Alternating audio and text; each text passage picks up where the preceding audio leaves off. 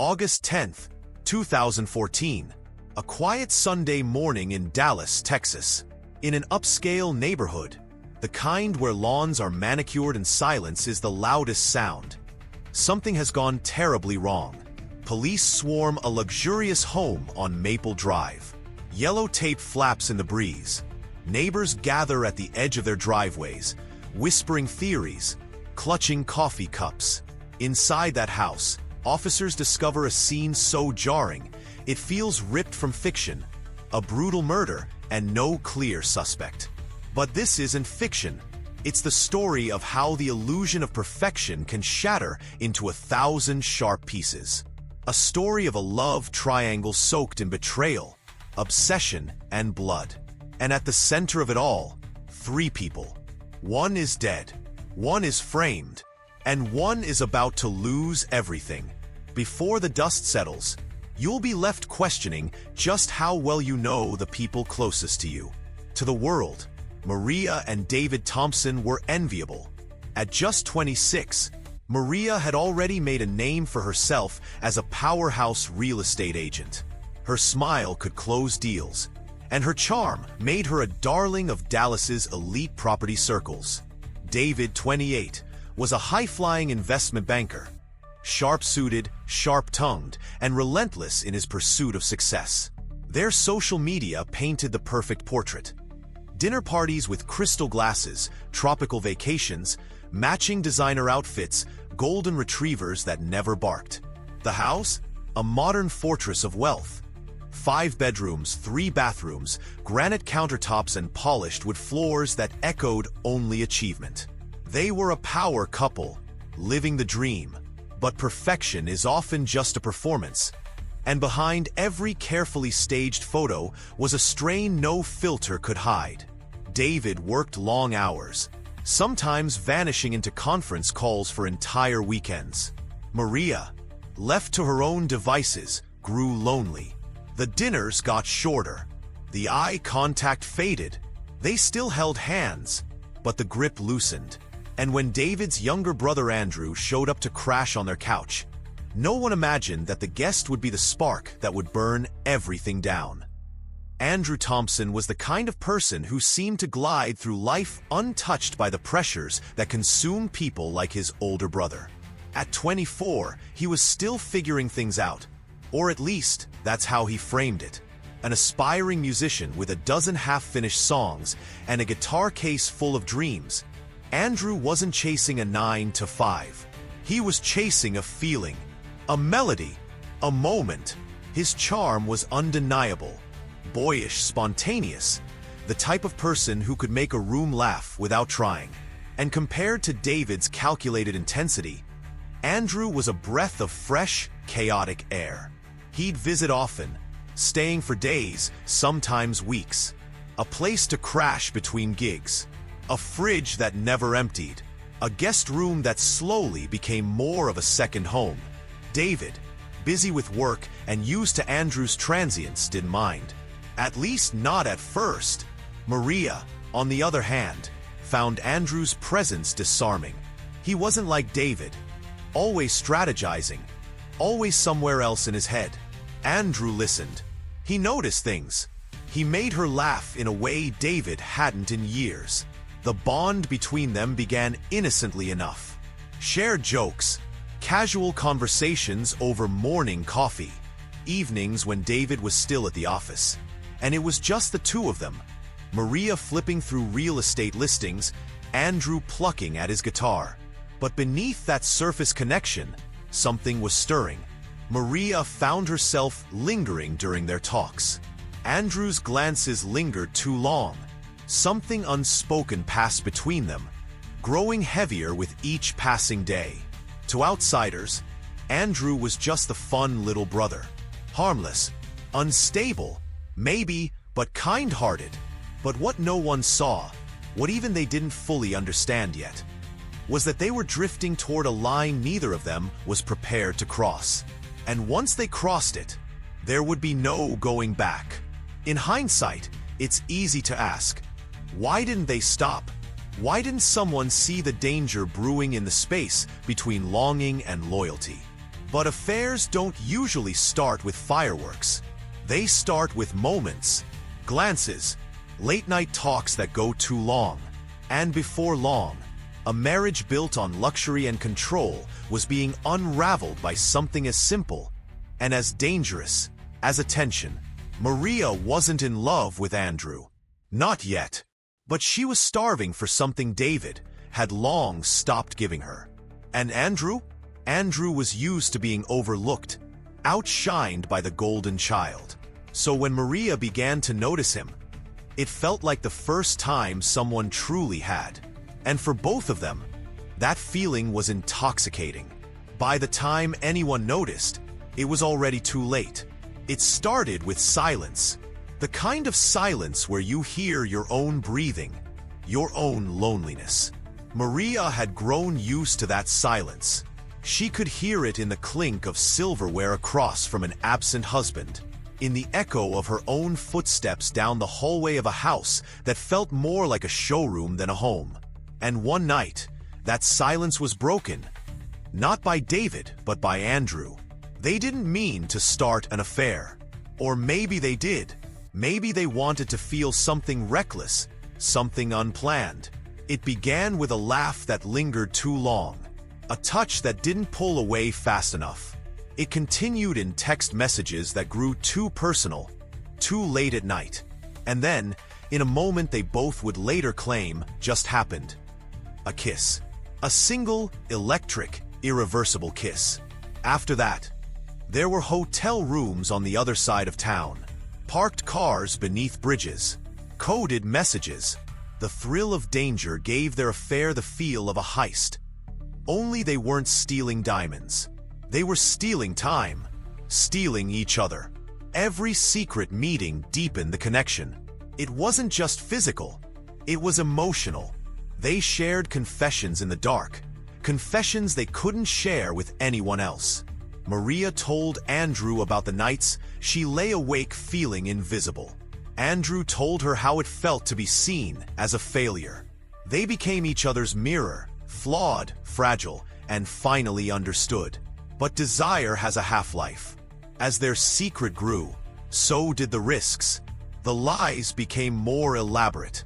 Maria claimed late showings. Andrew faked gigs. David remained clueless, or perhaps willfully blind.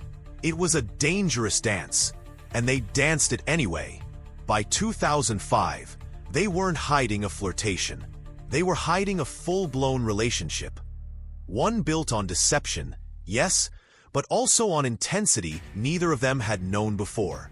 The highs were euphoric. The lows were crushing. And through it all, they told themselves it was worth it. That they were meant to be. That they were alive for the first time in years. But all flames burn out, and secrets rot from the inside. Even they knew this couldn't last forever. They just didn't know how it would end. In most betrayals, there's a moment. A shift so small it's almost imperceptible. A missed glance. A pause that's just a second too long. And in the Thompson household, David began to notice those moments stacking up. Maria was different. She smiled more, but only at her phone. She started working longer hours, showing homes late into the evening. Homes David suspected didn't exist. She came back wearing different perfume, took longer showers. Her phone, once left charging on the kitchen counter, was now always face down, always locked. David wasn't a stupid man, but he was a proud one, and pride is a dangerous shield. It makes you ignore what your gut screams until the whisper becomes a roar. He told himself it was paranoia, that work was stressing her out, that Andrew, who was coming around again, just to crash for a few days, had nothing to do with the sudden shift in Maria's behavior. But deep down, David was no longer convinced. One night, after watching Maria slip into bed without a kiss, without a word, he made a decision. He wasn't going to accuse. He was going to confirm. Coldly, quietly, legally. He hired a private investigator. For weeks, the man followed Maria like a shadow. He tracked her movements, her calls, her meetings. He snapped photos from behind tinted windows. He saw what David feared: Maria, laughing in a car that wasn't hers. Maria, entering a hotel with someone who looked very much like Andrew. Maria, kissing him. The moment David opened the folder full of printed photos, time seemed to stop. There was no mistake, no gray area, just truth, in full color, brutally sharp. Andrew and Maria, together, over and over. His brother, his wife. David didn't scream. He didn't flip the table or throw the folder across the room. Instead, he sat in the silence and let something darker than anger take root.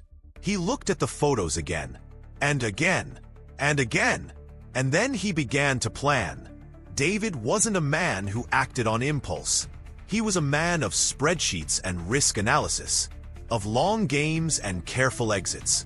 So when he decided he was going to kill his wife, it wasn't in a fit of rage. It was with a calm, methodical precision that was, in its own way, far more terrifying. He started with research, pages and pages of it. Late at night, while Maria slept soundly beside him, David sat in the blue glow of his laptop, reading articles about perfect murders, watching videos on criminal psychology, downloading books on forensics, trial procedures, and most importantly, how to frame someone else for your crime. He didn't just want to kill Maria. He wanted Andrew to take the fall. The idea didn't come in a flash. It crept in. At first, it was a hypothetical, a fantasy, a dark scenario to play out in his head. But the more he entertained it, the more it started to feel like justice. His brother had taken everything. Now David would take everything from him. He made lists. He created timelines. He bought burner phones and gloves. He began planting the seeds. Traces of Andrew's presence were subtly staged around the house. His guitar pick slipped between couch cushions. A t-shirt borrowed, accidentally, left in the laundry room. Bits of hair on a brush. A toothbrush left in the guest bathroom. David also began crafting a digital trail. He hacked into Maria's phone to access her text threads with Andrew and rewrote pieces, splicing in anger, threats, desperation. He knew just how to twist their messages into something damning, something dangerous. All the while, he played the role of the steady husband, the one who was willing to forgive. He was cool, controlled, polite, even affectionate. He was building the perfect alibi, one smile at a time. By late June 2014, the plan was solid. He had accounted for contingencies. He had rehearsed every step. He even practiced his own facial expressions in the mirror: grief, shock, panic. David wasn't just planning a murder. He was writing a script. And everyone around him? They were cast in the roles he had chosen. August 9th, 2014. A date David had etched into his mind like a milestone. The plan had been set for weeks. Every step memorized. Every trace accounted for. That evening, as the sun dipped beneath the Dallas skyline, David set the stage. In the kitchen, he lit a few candles. Not too many, just enough to suggest warmth. He prepared 2 glasses of wine.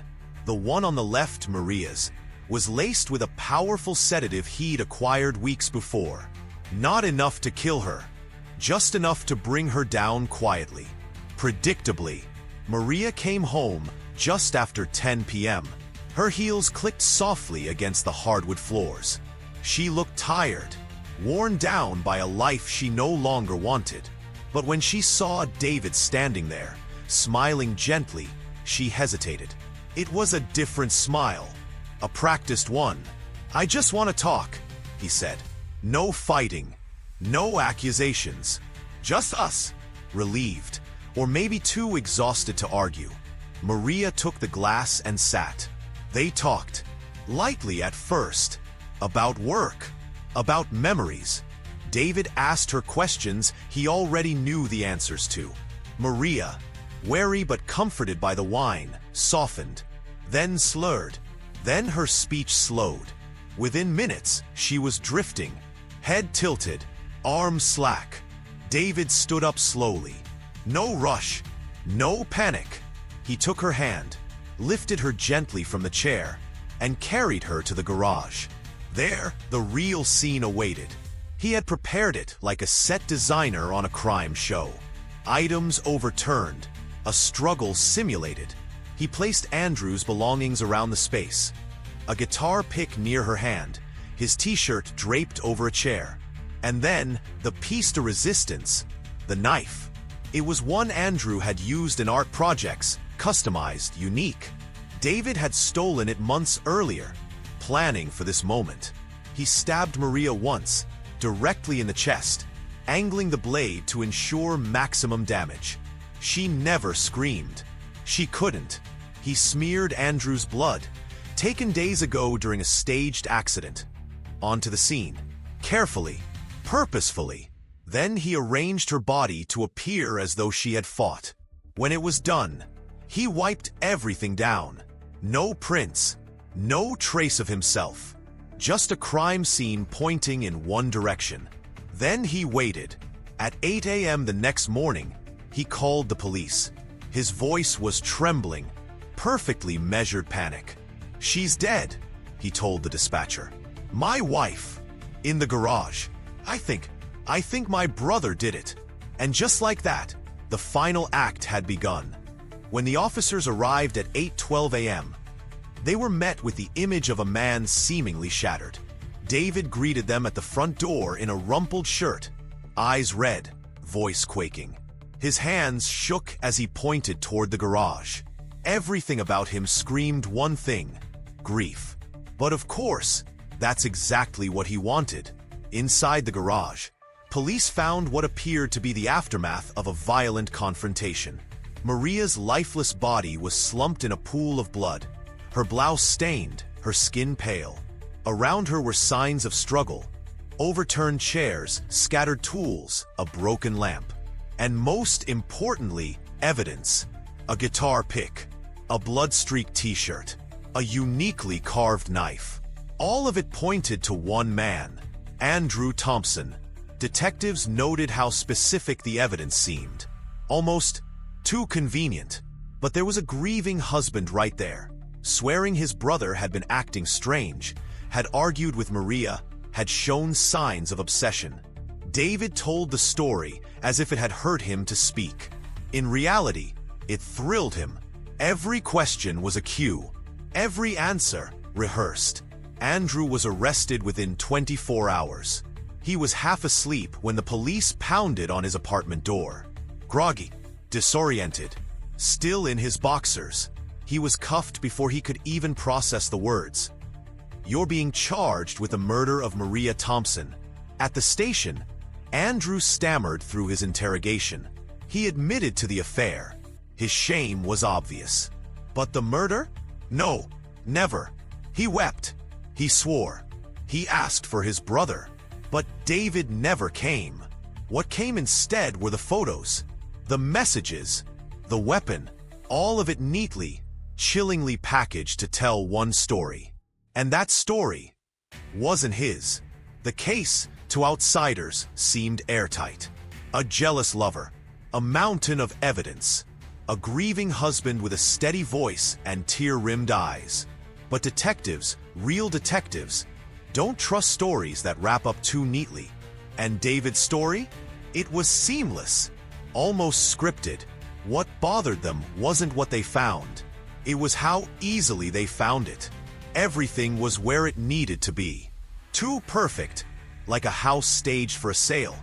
Just clean enough to feel unnatural. One detective remarked that it looked too ready for trial.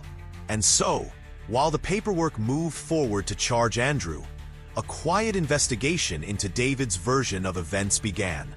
They started with surveillance footage, security cameras from neighboring houses, and there it was. Footage showing David's car leaving the house 3 times on the night of the murder. He claimed he never left. That lie alone cracked his alibi. Then came the search warrant. His home office was swept. Every drawer, every hard drive. And on his personal laptop, they found something that didn't belong in a mourning husband's browsing history. Search terms like how to frame someone for murder, murder scene staging techniques, and sedatives undetectable in autopsy. Even worse, they found draft messages, unfamiliar text chains with Andrew's name, time-stamped and edited in a way that raised more than eyebrows. It looked like someone had fabricated parts of the conversation. Poorly, David, for all his cleverness, had underestimated the forensic capabilities of a modern police department. Then came the blood. Tucked into the back of David's garage was a small cooler. Inside, a vial of blood labeled with a date and initials. Andrew's. He'd kept it. He'd planned to use it again. Or maybe it was a backup in case something went wrong. Either way, it was the final nail. The investigators didn't call David in right away. They watched him for a few more days, observed him returning to work, laughing in the break room, casually attending meetings. The disconnect between the calm exterior and the monster they now believed him to be was chilling. Finally, on August 20th, David was arrested at his office. The mask didn't crack. Not at first, but as the evidence was laid before him in the interrogation room, one piece after another, David went silent. Not angry, not shocked, just quiet, as if the game was over, as if he knew. And Andrew? He was released that same day. But freedom didn't come with peace. He'd been betrayed, framed, nearly destroyed. His lover was dead. His brother had tried to ruin his life. Nothing would ever be the same again. October 2014, the courthouse in Dallas buzzed like a hive under a magnifying glass. Journalists swarmed the front steps. Podcasters whispered into tiny mics. Tabloids rolled out headlines that read like movie posters. Brother, betrayer, killer. But inside that courtroom, the drama unfolding didn't need exaggeration. It was already stranger and darker than fiction. David Thompson was on trial for the murder of his wife and the calculated attempt to frame his younger brother for the crime. The same brother who now sat across the room, freshly cleared of charges, but emotionally wrecked. Pale, hollow-eyed, trying to keep it together under the fluorescent courtroom lights. The prosecution wasted no time laying out the case. They moved with brutal clarity. The planted evidence, the surveillance footage, the search history, the vial of blood. One by one, each exhibit was presented like a puzzle piece that, when connected, formed a single horrifying picture. A man willing to sacrifice his own brother to cleanse himself of betrayal. Andrew took the stand. His voice was shaky, but his words were clear. He confessed to the affair. He owned his part in the destruction. But then he spoke about the manipulation, the disbelief, the way David had held him close while twisting the knife behind his back. His testimony wasn't just evidence. It was heartbreak made audible. David's defense team tried everything.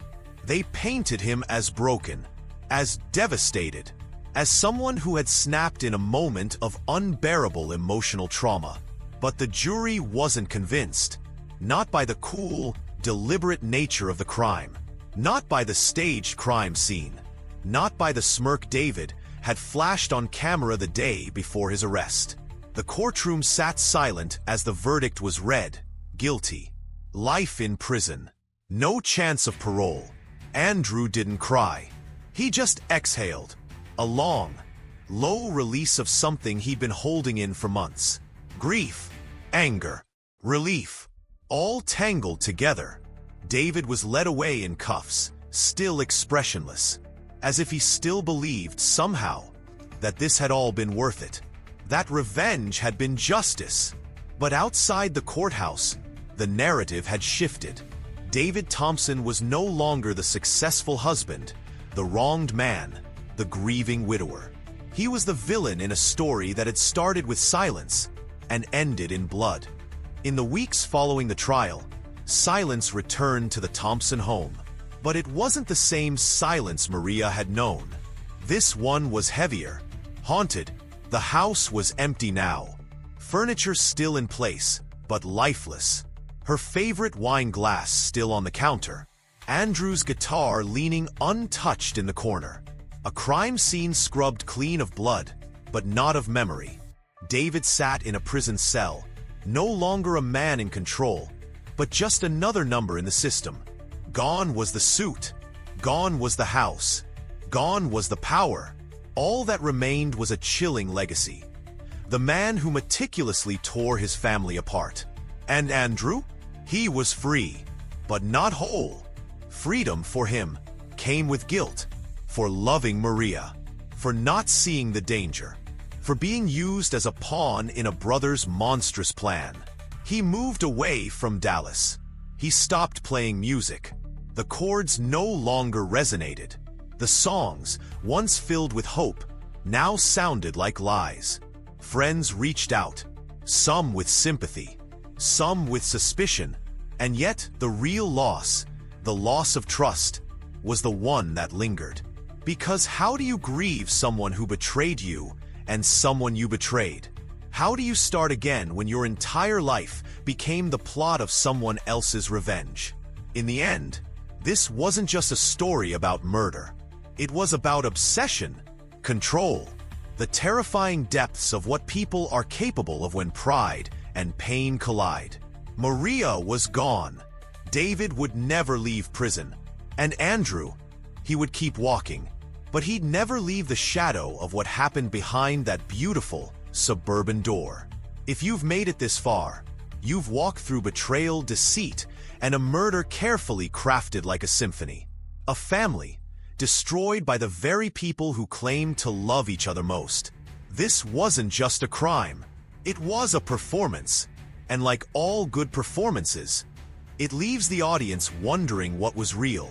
If stories like this make your heart race, your palms sweat, or your mind spiral, you're not alone. There are more like it. Every family has secrets. Some just never make it to court. Stay curious, stay cautious, and stay subscribed.